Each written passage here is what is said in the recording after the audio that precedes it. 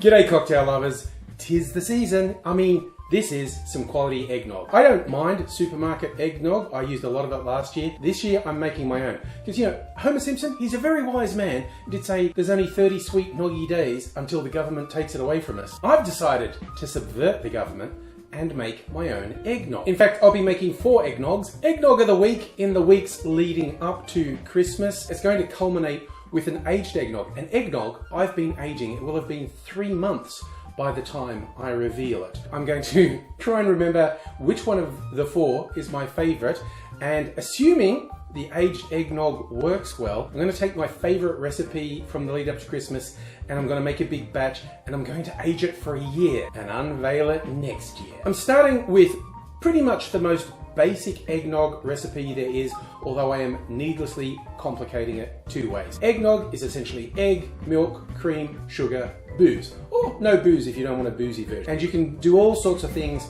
to complicate that. Now in this one, I'm complicating it 2 ways. One, with the milk. There's a very sweet European biscuit. It's very malty, brown, tasty. It's called Biscoff. Some people might call it a cookie. It's a biscuit. It's a really popular thing here. Chatting with people on my live stream on my Angry Aussie channel, the idea was, hey, make a Biscoff eggnog. Thanks to Hannah for suggesting that. So how I did it, I just crushed up about a third of a packet, around 100 grams of this Biscoff into milk and let it just soak in, and then I filtered it. So I had Biscoff flavored milk. The second complication is I separate the eggs and the yolk. That's an optional thing, but you'll see it in a lot of recipes. They'll say whip up the eggs and sugar and all the other stuff, then whip up the whites with some sugar separately so it's like a meringue, and then fold that in. And it does give it a very fluffy texture. But that's definitely an optional take. I'm dying to have some of this with the crushed Biscoff rim.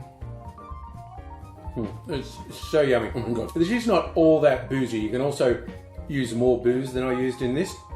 But here's how I made it. We separate 2 eggs, and then with the yolks we add a bit less than 1/4 of a cup of sugar and whip that up till it's nice and fluffy.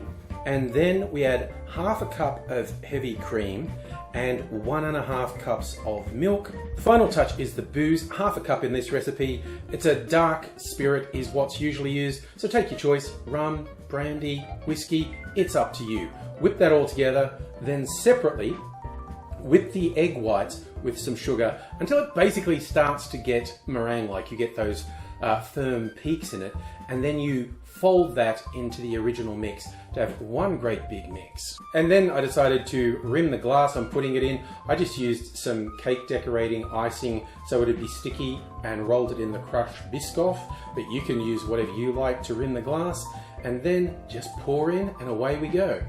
For a really simple eggnog, this is really tasty. Like I said, you can do it more simply than I did. Base recipe in the description, and I'll be revisiting the whole eggnog thing in another week, and it will be a very different recipe, so I hope you tune in for that. In the meantime, I'm going to enjoy this eggnog, so I'll just say cheers.